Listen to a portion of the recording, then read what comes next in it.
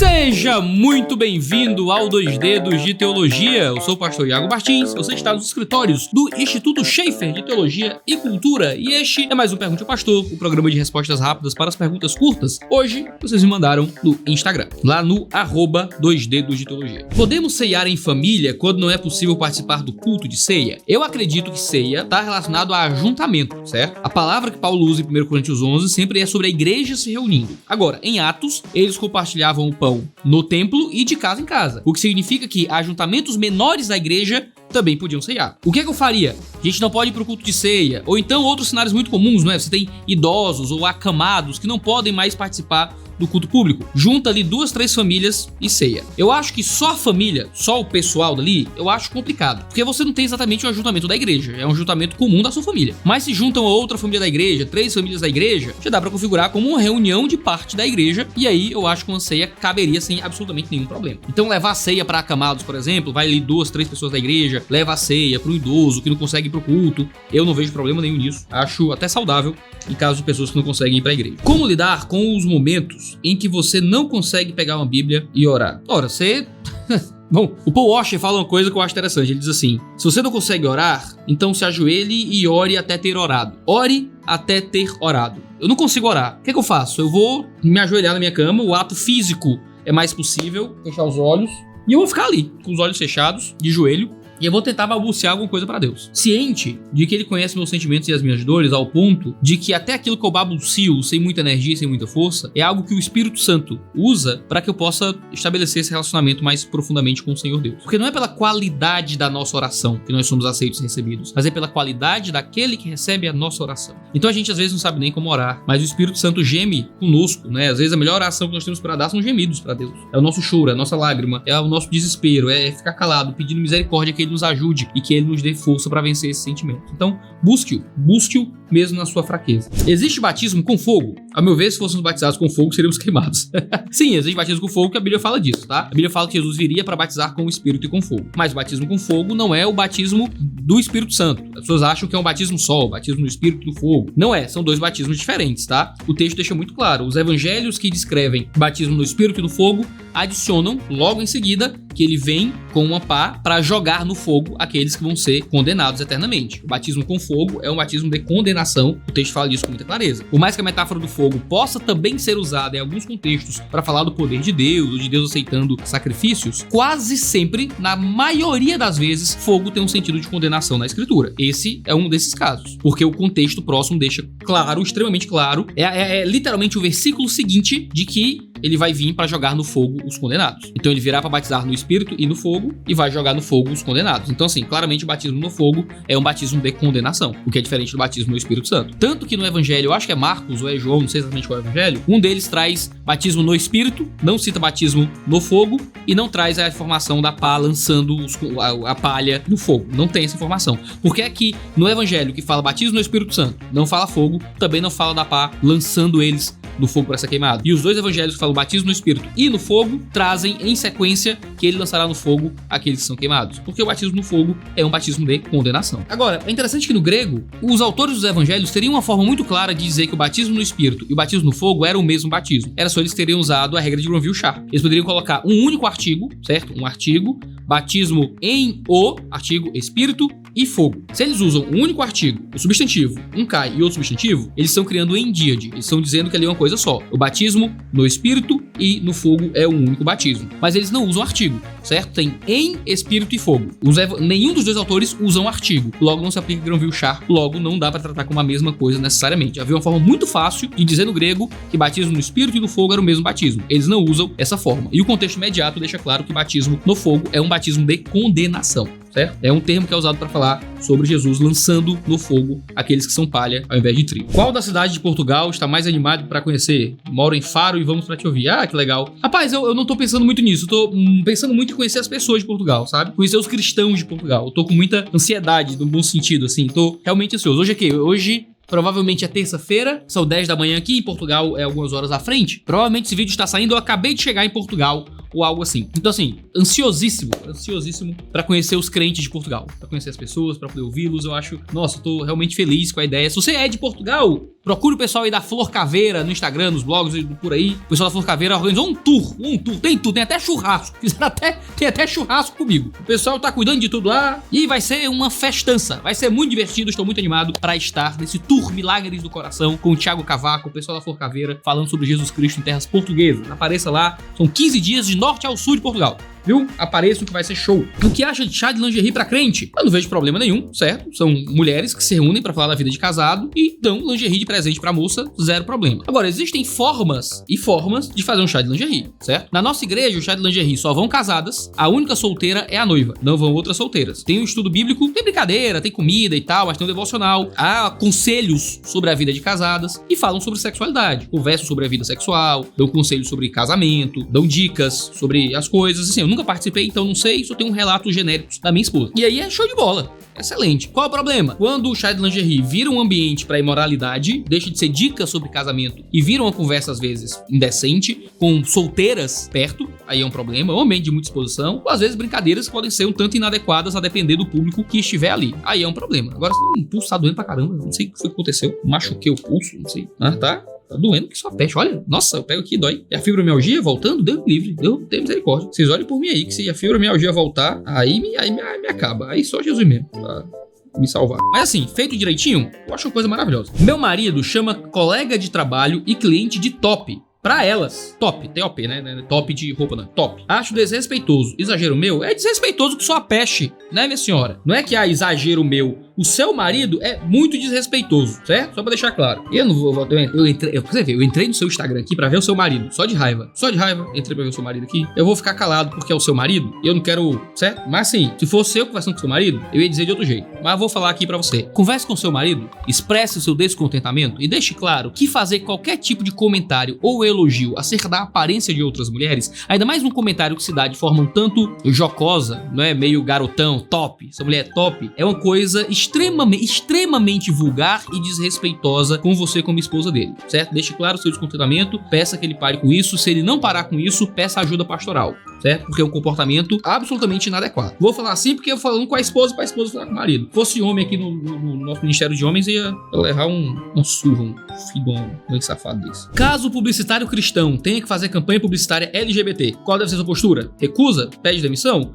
Recusa, pede demissão. É isso aí. Se você é publicitário, você pode fazer uma objeção de consciência e dizer: eu não sou a melhor pessoa pra fazer esse trabalho, indico outra empresa ou indico um outro funcionário, coloca outra pessoa pra fazer. Você não é obrigado a nada. Você vai ter que fazer uma campanha que vai contra os seus valores, você não faz. Ah, mas vai me causar problema no trabalho. Bem-vindo ao cristianismo. Você é odiado pelo mundo. Muito a gente conseguir trabalhar. Muito a gente conseguir viver nesse mundo, certo? Você vai ser odiado pelo mundo. Então recusa. Recusa e é um Deus gracioso que vai honrar a sua fidelidade e vai continuar sustentando você e sua família do jeito dele. Mas não vale a pena se submeter ao erro, ao pecado, por causa de nada não. Quando você vai fazer propaganda da Blaze em seus vídeos, cara, vai estar todo mundo falando esse tal de Blaze. É cor de aposta, não é? Eu vi em algum lugar que parece cor de aposta. Blaze, é com Z. Tá aqui, Blaze, apostas esportivas. Nunca. Vou fazer uma contra-propaganda aqui. Não assine a Blaze. Não assine Blaze. Bet, Pixbet, tem esse Pixbet, tudo é Pixbet. Bet não sei o que Pix. Sai dessas vagabundagens de tentar ganhar dinheiro com aposta, tá? Você vai ficar pobre. Todo mundo, a banca sempre ganha, meu pai. A banca sempre ganha. Então para com essa porcaria que isso vicia. Tira teu dinheiro, tu não tá ganhando nada, tá ganhando uns trocados e gastando mais um bocado nessas porcarias. Para com essas porcarias de aposta. Você é cor de doida. Já vagabundagem, doido por apostar, ganhar dinheiro com aposta. Já é isso. 2 Dedos de Teologia tinha que ter 5 vídeos por semana. Faça acontecer.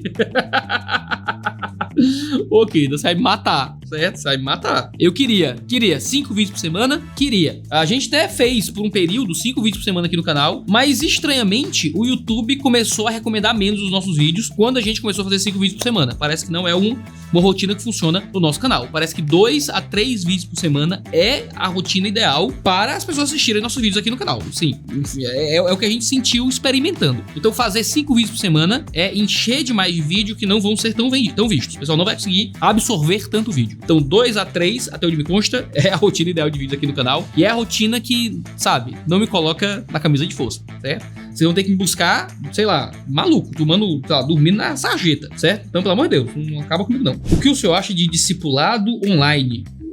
Acho ruim, sinceramente. Discipulado online, gente, é a pessoa que te discipula da tua igreja, vocês têm uma relação de discipulado e então vocês se encontram semanalmente também online. É o show. ok, é um Google Meet, uma coisa assim. Agora, uma pessoa que não te conhece, que não tem convivência contigo, um gente da internet, cara, aí isso não é discipulado, certo? Isso é bem bobo. Não vai te ajudar muito não, certo? Porque não existe relacionamento de fato. A falta de relacionamento é o que vai impedi-los de ter um discipulado real, hein? Casada, grávida, gostaria de parar de trabalhar para cuidar da família, mas meu salário é o maior. O que faço? Ih, rapaz, o que faço? Ou alguém vai cuidar da família por você vai ter que contar com ajuda, creche, uma babá, um parente, um amigo, ou vocês vão ter que se acostumar com um padrão de vida bem menor, considerando que você vai depender do salário do seu marido. Ou você vai ter que encontrar uma alternativa de trabalhar de casa, alguma coisa assim. A realidade é que a gente vive numa economia muito complicada, né? A gente vive num país que não é tão rico, a maioria de nós precisa de papai e mamãe na rua trabalhando, certo? E os filhos não vão conseguir ter a presença dos pais em casa o tempo inteiro. Só o pai trabalhar, certo? Hoje em dia, infelizmente, é um luxo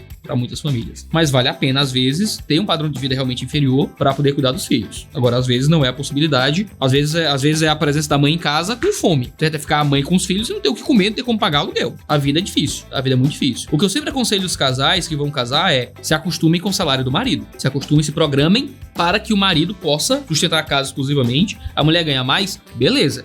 Já comece a pensar sobre filhos agora. Já comece a organizar, pensar, se estruturar hoje. Não é uma coisa para quando acontecer, quando engravidar no casamento, quando tiver 4, 5 anos de casado. É no noivado. No noivado, quando ambos trabalham e às vezes a mulher ganha mais, ou ganha um valor equivalente, ou ambos precisam estar trabalhando, isso tem que ser conversado e definido previamente, já pensando no que é que vai acontecer mais pra frente. Porque senão vai chegar num gargalo que às vezes não tem solução. Às vezes é isso mesmo. Às vezes não tem solução não. Que Deus possa lhe dar sabedoria e lhe ajudar com seu marido a saber como lidar com as circunstâncias difíceis da vida. Conselho para um estudante de teologia que deseja ser um erudito. Rapaz, eu começaria aconselhando sobre por que é que você quer ser um erudito, tá? O que é que significa isso, ser um erudito? Você quer poder produzir teologia de ponta? Você quer poder avançar o pensamento teológico? Beleza, vá para os Estados Unidos, certo? Vai estudar fora, certo? Aprenda fora para você poder ser um bom erudito. O melhor conselho que eu posso dar é isso. Você tem que ir para um ambiente de formação teológica de ponta para ser um erudito. Passa lá fora. Agora, você quer ser um estudioso? Eu não sou um erudito, certo? Eu sou um cara de 30 anos, um pastor de igreja local, de periferia, que aproveita dos eruditos. Eu não teria capacidade de ser um erudito. Para ser um erudito, eu teria que abrir mão de tudo que eu faço. Tenho que sair do YouTube tranquilamente. Eu tenho que não ser pastor de igreja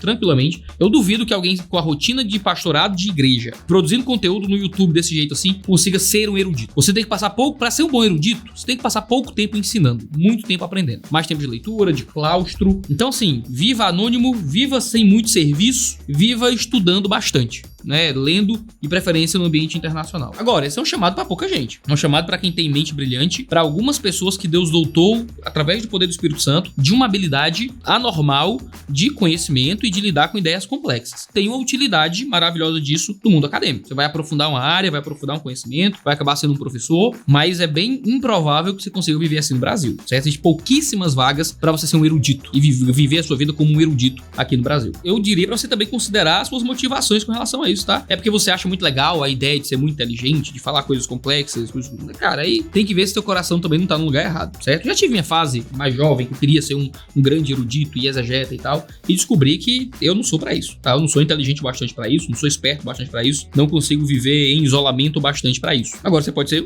um bom pastor, inteligente, consegue ler e entender os eruditos, aí é uma coisa bem legal. Só entender os eruditos já é uma coisa muito boa. Fogo no parquinho seria bom para uma pessoa recém-separada que está vivendo a vida loucamente?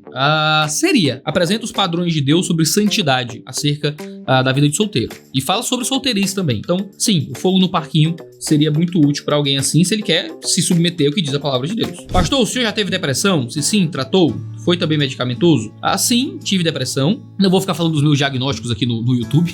Eu acho que eu falei lá no podcast com o Dizoscópio. Eu acho que eu falei um pouco sobre minhas questões emocionais e tal. Eu tenho algumas coisinhas aí, certo? Minha cabeça não é muito boa, não. Mas eu sou bem funcional na maior parte do tempo, cá entre nós. Tratei, eu já tomei antidepressivo, não para depressão, mas acabou servindo também de uma forma. Tomei por causa da fibromialgia. O tratamento foi com antidepressivos. E fiz muita terapia. Fiz, sei lá, um ano e pouco de terapia. E foi o que me ajudou muito a conseguir lidar com essas coisas e conseguir ter uma vida um pouco mais organizada. E também fico, né, cuidando da minha vida emocional direitinho para poder não cair nas loucuras. Porque as loucuras estão sempre à porta. Deus me livre. Escrevi um livro de teologia com 16 anos. Quer ler? Rapaz, quero não. De jeito nenhum, certo? Provavelmente não vale muito a pena, mas é certamente um ótimo exercício. Eu escrevi meu primeiro livro com 9 anos de idade. Era uma novelização do meu jogo de Super Nintendo favorito, que era o Prince of Persia. Adorava. Escrevi em folha de papel almaço, certo? À mão.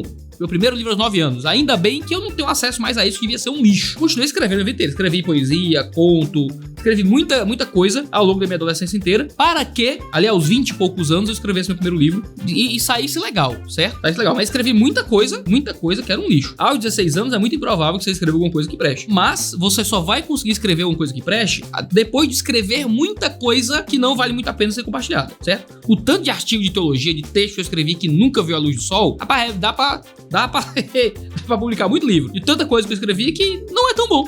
Não é tão bom. Então assim, o que é que você faz? Você escreveu um livro com 16 anos? Mostra pros teus amigos, mostra pros teus pais, mostra pro teu pastor, mostra pra tua comunidade, pras pessoas ali em volta, para eles lerem, avaliarem, darem um toque, dizerem se tá legal, se não tá, te incentivarem a continuar escrevendo, pra que você possa, então, mais à frente, produzir coisas ainda melhores. Fico muito feliz. Continue escrevendo. Não vou ler seu livro não, tá? Porque tem muito livro pra ler já nessa vida. Não? Então, mas você com 16 tá escrevendo um livro? Maluco, quando você tiver 30, cara, você vai estar escrevendo coisas que eu vou ter que pagar pra ler, certo? Se você com 16 está escrevendo livro de teologia, fazendo um bom trabalho, se você continua nesse processo de escrita, hoje eu não tô nem um pouco afim de ler seu livro de 16, certo? Quando você tiver 30, possivelmente eu vou estar na fila para comprar o seu livro de teologia do meu próprio bolso, porque você vai estar escrevendo um negócio muito legal, provavelmente. Então continua, mantém, continua escrevendo, mostra o que você está escrevendo para as pessoas à sua volta, certamente vai ser uma bênção. Agora eu falei tanto que eu fiquei curioso. Manda o livro pra mim, manda no e-mail do contato do instituto, que agora eu falei, eu fiquei curioso. Agora eu quero ler, eu quero ver lá o que você... Eu não prometo que eu vou dar um feedback, mas manda pra mim lá, eu quero ver seu livro. Vai que é um pequeno gênio em informação aí, o cara o 16 escreveu um negócio incrível, pode ser, né? É raríssimo? É, mas por que não? Olhadinha. O que o senhor acha da leitura do Charles Taylor sobre o nosso tempo? Recomenda? Eu discordo de algumas coisas, mas eu acho que a leitura dele é razoável em muitas coisas. Tá aqui o livro dele, cadê? Tá aqui, acho que vocês não vão conseguir ver. Esse azul aqui, ó. Esse aqui é Uma Era Secular do Charles Taylor. Esse azulzinho grosso aqui. Eu fiz uma aula inteira só sobre a introdução desse livro lá na escola de teologia. Se você quiser dar uma olhada acerca das coisas que eu penso a respeito dele. O namoro com idas e vindas, traições, sexo, o casamento é a solução? O casamento é a solução para acabar com a sua vida e levar você para o suicídio, certo? O casamento é a solução para você morrer. Que tal, no final das contas, certo? Que, meu querido, vai traições... Traições, meu patrão. Traição no namoro acabou namoro. Sem choro, nem sabe? Acabou.